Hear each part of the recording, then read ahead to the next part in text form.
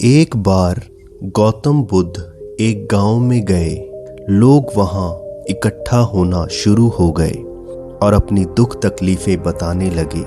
फिर कुछ लोग एक अंधे आदमी को उनके पास लेकर आए और कहने लगे, ये अंधा है और हम सब इसके दोस्त हैं। हमने इसे लाइट के बारे में बताया, लेकिन ये मानने के लिए तैयार नहीं है। इसके आर्ग्यूमेंट्स ऐसे हैं जिसका हमारे पास कोई जवाब नहीं। इसके आगे हम हारा हुआ महसूस करते हैं। इसका कहना है कि मैं लाइट देख नहीं सकता, लेकिन मैं टच और फील कर सकता हूँ। आप मुझे इसे छू के फील करवाओ। अगर ये पॉसिबल नहीं है तो मैं सूंघ सकता हूँ। आप मुझे इसे स्मेल करवाओ या फिर मैं टेस्ट कर सकता हूँ। बेशक मुझे आंखों से नहीं दिखता, लेकिन मेरे नाक, कान, हाथ सही सलामत हैं।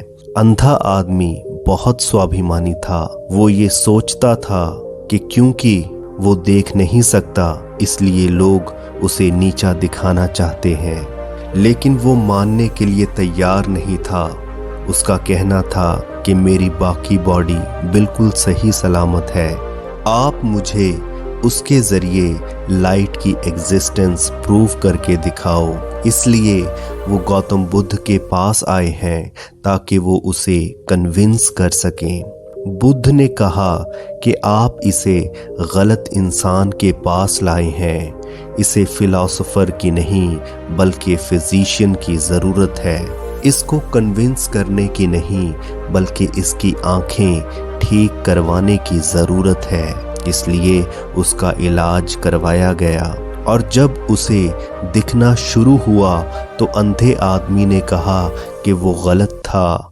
वो खुद नहीं देख पा रहा था, इसलिए उसे लगा कि लाइट एग्जिस्ट ही नहीं करती।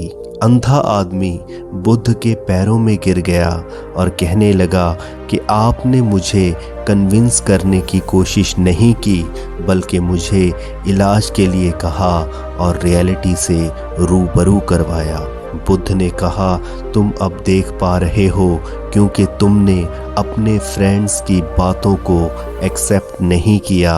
अगर तुम उनकी बातों को एक्सेप्ट कर लेते तो बात वहीं ख़त्म हो जाती और तुम सारी उम्र अंधे रहते।